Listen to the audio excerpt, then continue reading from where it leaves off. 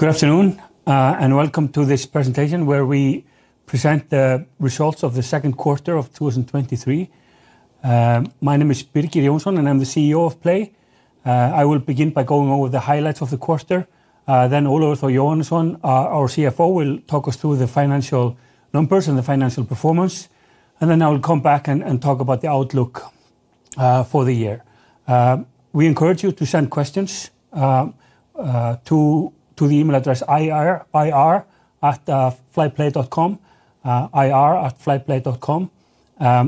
We will post the answers within the next few hours on our website, and we really hope to get some good questions.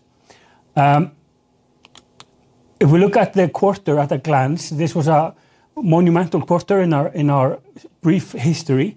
We managed to reach the achievement and the milestone of getting 10 aircraft into service, and thereby getting into the scale that we have been ramping up to for the last 2 years. We flew just under 400,000 passengers in the quarter between 34 destinations. We had 84.3 punctuality or on-time performance, and our load factor was 84.6%. The passenger mix, we had about 43% of our passengers were flow passengers, or the via traffic from Europe to US. 30% of our passenger mix was from passengers, or Icelandic people going abroad, basically, and 27% were to passengers or tourists coming to Iceland. One of the key KPIs or the key metrics that we are focused on here at Play is the on-time performance. And here we lay out the slide where we show the on-time performance in comparison to our competitor here in Iceland. And we can see that we are by far the most punctual airline here in our market.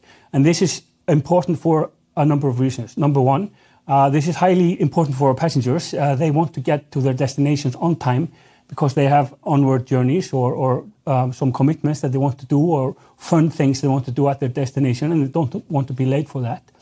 And it also means that we can keep the integrity of our network. We are not running into costs because we are in delays, technical issues, having to pay fines or extra costs because we have to pay extra handling and stuff like that. The network is running like clockwork, and this is a big point of ambition for us. And we can see that while the network is functioning well, we can also see that we are now reaching a very acceptable level of load factor or utilization in our network, within our network. And that's a good sign of the quality of the distribution, the sales and marketing effort, that we are reaching the right market segment, the right passengers, and getting quite a good utilization. And as our company matures and the capacity grows, we are also seeing the number of passengers per month grow quite significantly, as you can see here from the beginning. We had just over 160,000 passengers in June this year. If we look at the market share, we made a slight shift in our strategy for this summer, where we've put more emphasis on the to and from markets and shifted a little bit away from the flow market or the via market. And we can see that our share of the from traffic from Iceland, or basically Icelandic people traveling abroad, there was 41% of all Icelandic people traveled abroad in the quarter chose Play. And this is for the quarter. If we look at the month of June, I think it was 54%, which is astonishing. So we are really happy about that, and there's a great vote of confidence from our local market, and we are absolutely thrilled with that. We have about 19% of the total seats at Keflavík Airport, which is also has been growing and will grow in the future also. We have 15% of the total to and from market, and 7% of the basically tourists coming to Iceland in the quarter chose Play. So we can say that our strategy of focusing more into point-to-point travel or to and from has been successful and is working.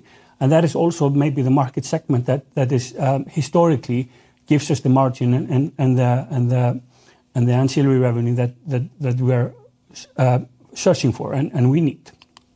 Of course, we are doubling our available seat kilometers or the capacity between quarters. Quarter 2 last year and quarter 2 this year, we doubled our capacity. And it's very good to see that while doing that, we are also being able to increase our revenue per available seat kilometer or the RASK, which shows us that we are not stunning the market with too much capacity and we're not flooding it with unwanted seats. We're basically adding capacity into the right markets at the right frequency and able to yield the right kind of revenue from it. And that's something that we aim to continue doing in the future.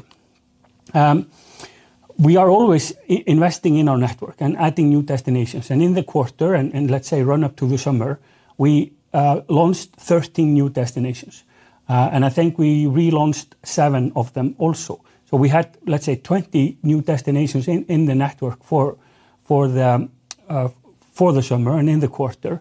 And that is notable because that brings with it some kind of challenges. There's directionality issues in the load factor. More people are going one way than the other, and it takes a few weeks to get the balance right. And it also means that, of course, when you want to win a new market share in a new market, you have to kind of do it on a price level. So we are seeing a quarter, even though we're quite satisfied with the results, we also know that we will do better in the future because we have such a high proportion of new markets which have relatively low prices because they're beginning and the directionality issues in the load factors. And if we look at how the RASK is developing, we can see that the existing markets or what we launched mostly last year, we've seen that we are able to increase the RASK on those markets by 11%, even though the competition has been adding 16% of capacity in the same markets. So it's not the fact that we are alone in the market and we can charge what we want. The customers are choosing us over the competition because of something. And that is quite an interesting fact. Of course, we are a young company and we celebrated our second operational birthday this quarter, or actually in June. We had our inaugural flight June 24th, 2021.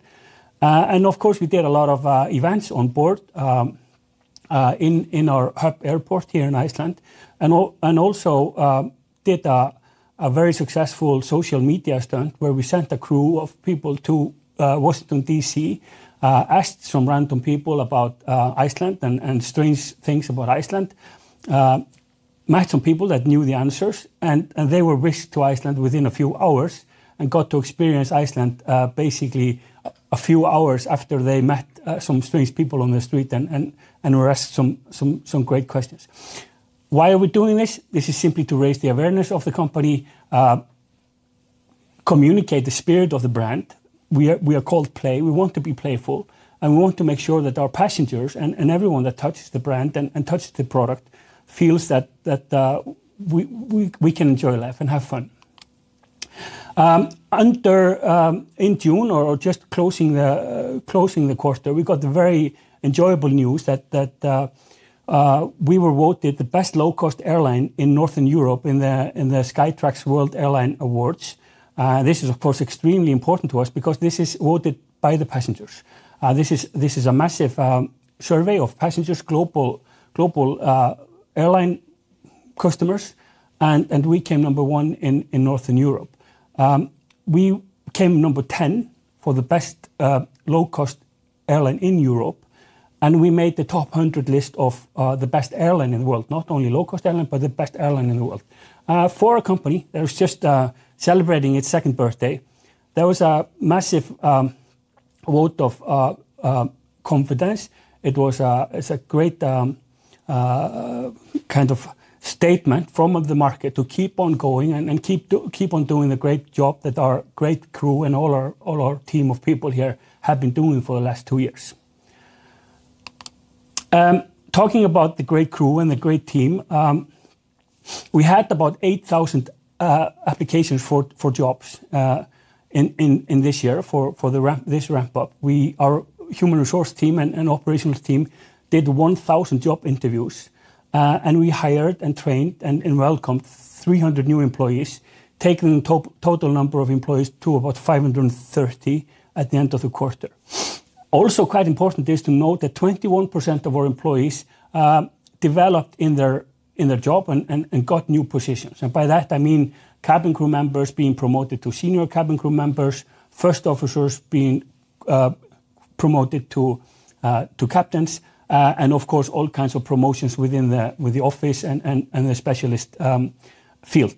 And that's an important for a company and for an airline that is in a very competitive market for people, is that we can offer people a great working environment and a way to progress in their career. I have often mentioned in these presentations that we take the culture of the company extremely seriously, and we do not want to lose the opportunity of when you build the company from the ground up, that if you focus on culture and how we want people to feel and function and perform within a new company, you really have to basically do it from day one and make sure that you don't lose the opportunity.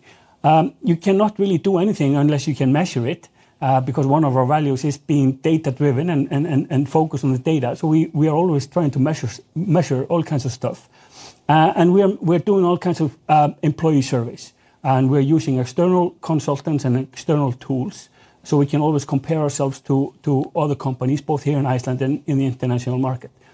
And we can see that our employee engagement, or basically how people are functioning in their jobs, and do they show up for the jobs every day with the dedication and the conviction to do their best.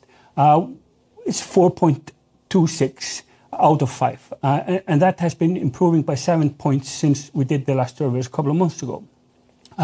Job satisfaction is 4.21, and the pride we all feel at working at PLAY is also quite high, especially in relation to here the companies in Iceland, 4.37. So this is something that we take really seriously, and it is the key to making sure that our passengers feel welcomed, secure, and happy. Having said that, I want to welcome Ólafur Þór Jóhannesson, our CFO, and he will talk us through the financial performance of the quarter. Thank you.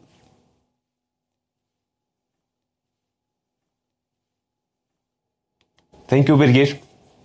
I'm very pleased to go through the financial results for the second quarter of 2023, where we had total revenue, the highest revenue quarter from beginning of 73 million during the quarter. We had positive EBIT of 0.4 million during the second quarter, which is around 15 million improvement from previous year. We had positive cash flow during the quarter by 17 million, resulting in a cash position at 54 million at end of quarter. We had I can say impressive 3.5 cents in ex-fuel CASK during the quarter, which is a decrease, significant decrease from previous quarter and year-on-year comparison. We had 5.3 cents in TRASK, despite double amount of available seat kilometers from previous year. And as before, we have zero external interest-bearing debt, but of course we have to comply with IFRS 16 regarding the accounting for right of use of assets and related liabilities. As I mentioned in the first slide, we had total revenue of 73 million during the quarter. It was up by 125% between years. We have available seat kilometers up by 99% and the TRASK up by 13%. That produced this increase from the previous years. Regarding the operation, we had 9 aircraft in April and May, and we got our 10th aircraft in operation from the beginning of June. Positive EBIT in the second quarter, that was ahead of our expectations, and a great improvement from previous year, around 50 million improvement. Cash position 54.5. We had both positive cash from operation, and we have also increased inflow of cash due to strong forward bookings and improved operating results during the quarter. As I mentioned before, we have no interest-bearing debts. During the quarter, the revenues increased by 39 million from the same quarter 2022. At the same time, the operating expenses increased by 19 million, and the depreciation increased by 6 million from the same quarter 2022, and that was mainly driven by the extra aircraft we added both in the first quarter of 2023 and the second quarter. And all these resulted in a positive EBIT of 0.5 million compared to minus 14.4 in last year, and we are of course very proud of that results and be positive EBIT for the second quarter of the year. To the operating income, we had very similar total yield between years, but we have to bear in mind we had very different mix of passengers between years. We started our VIA operation in the second quarter of 2022, and we therefore had our main focus on leisure markets at that time. But taking that into account, we are very satisfied with the trend in the total yields during the quarter. And we want to point out especially the ancillary part of the total yield that accounts for 28% of the total yield during the quarter. And for the first time, we had ancillary per passenger over $50 per passenger, and that is 24% quarter-on-quarter increase and 18% year-on-year. As we have mentioned in our previous reports and the presentations, we have been in an introduction phase of bundles. We are in progressing our optimization of current products. We are driving improved ancillary yield therefore. And we are expecting the year-on-year improvement in ancillary yield to continue in the following quarters due to the further optimization of these services, as well as introduction of new products and services.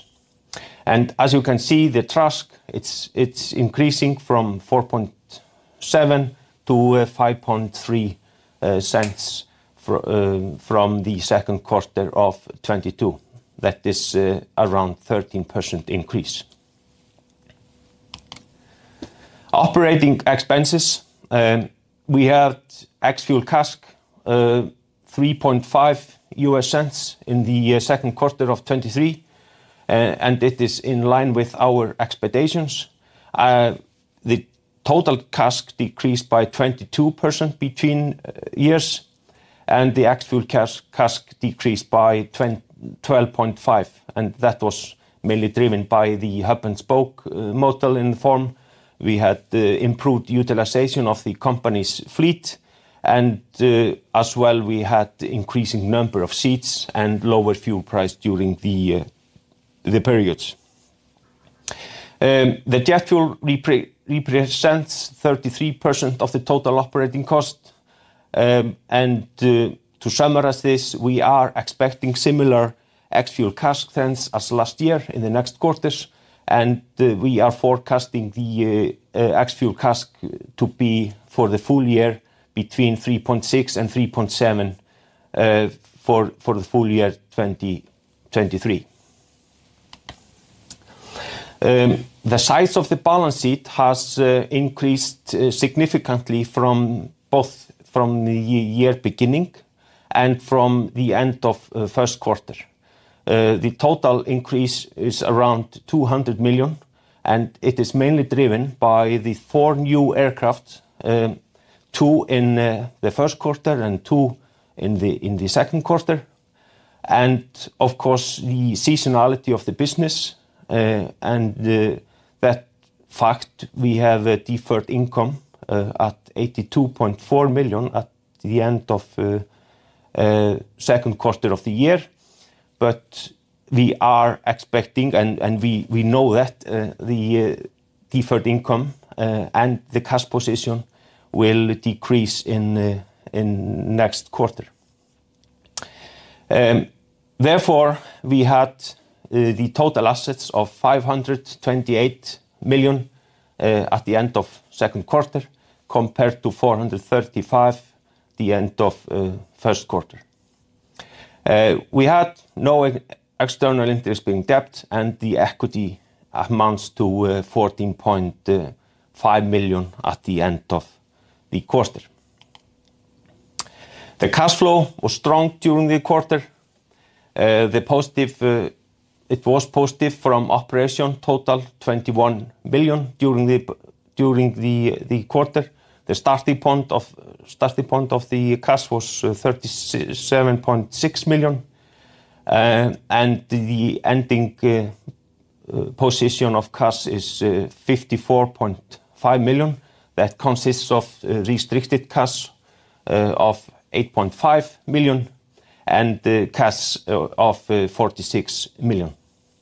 And as I've mentioned before, we are forecasting the cash position to decrease in next quarter, because the working capital movements will be negative in the third quarter, but had been very positive in both in the first and second quarter of the year. The fuel price development and fuel hedging, that's the status of our hedging, and just to remind you of the hedge strategy of the company, we have a hedge strategy to hedge up to 60% of estimated consumption for the next 3 months, up to 40% for the months 4 to 6, and up to 30% for the months 7 to 9. The prices were, if I can say, more stabilized or more stable within second quarter than in the first quarter. But in recent days, the oil prices or fuel prices have been trending up. So we are seeing that on the right side of this slide. And to summarize the fuel hedge, and for the next quarter, we have hedged 44% of our estimated consumption during the third quarter on a price 9.11. For the fourth quarter, we have hedged 39% at the price 8.05. For the first quarter of 2024, we have hedged 23% of estimated consumption at the price 7.89, and for the second quarter we have hedged only 4% at the price 8.50, and the current spot yesterday was 8.64. So that's all from me, and over to you again, Birgir.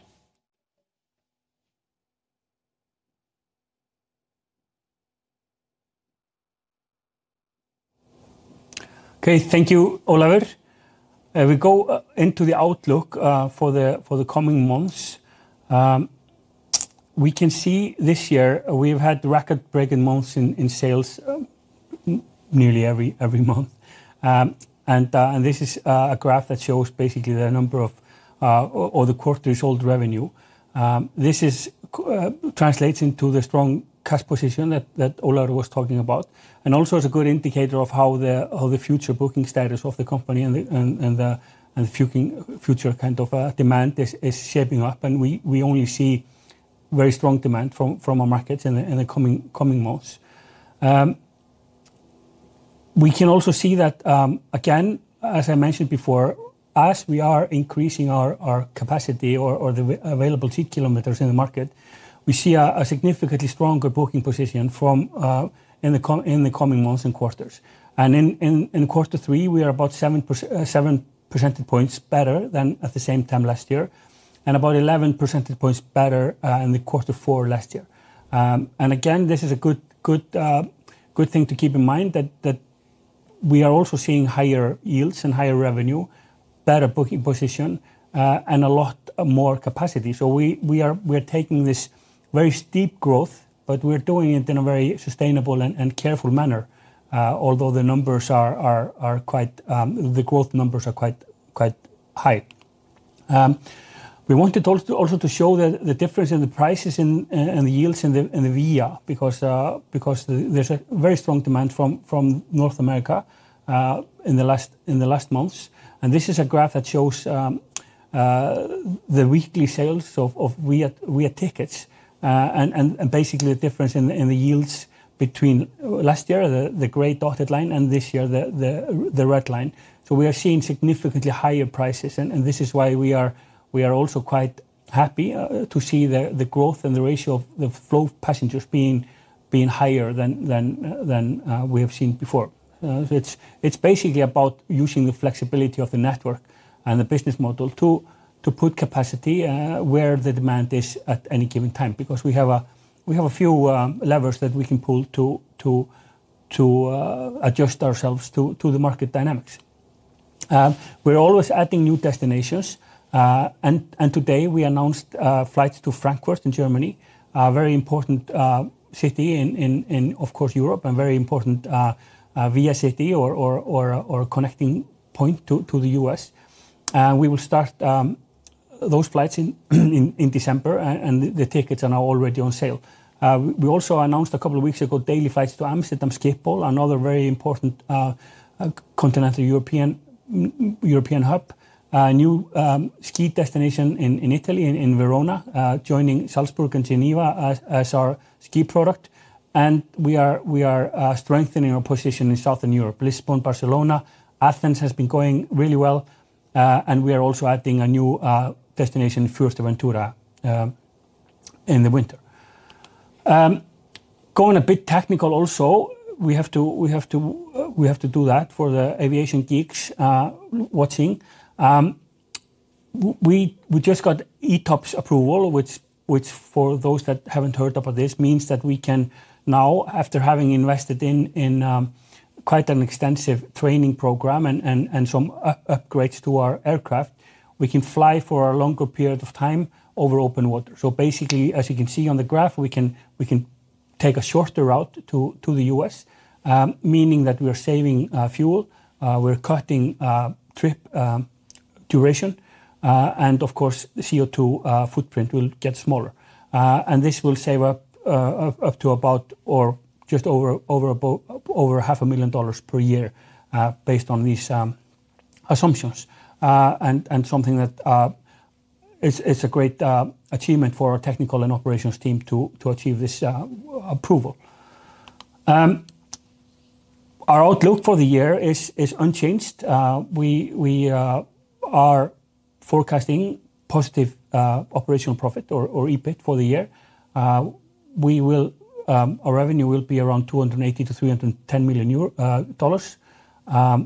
We will transport about 1.5 to 1.7 million passengers. We are assuming stable fuel prices, as Ólafur went over, and have been taking measures to protect ourselves against those fluctuations. And ex-fuel CASK and our cost base, unit cost 3.6 until 3.7 per kilometer. And if we try to summarize in some takeaways, we see a massive turnaround between the second quarter last year and this year, about $50 million in turnaround, positive cash flow, very healthy cash position, and a very strong booking status going forward. Our first half of the year, the results are in line with our forecast, basically. So we are sticking to our outlook for the year. Our key KPIs are trending in a positive manner, despite a steep growth in the company. So we're not losing control of the cost or anything like that, even though we are growing the company quite a lot. And I also want to go back to the culture and the survey, the staff survey. You know, people are running and they are happy.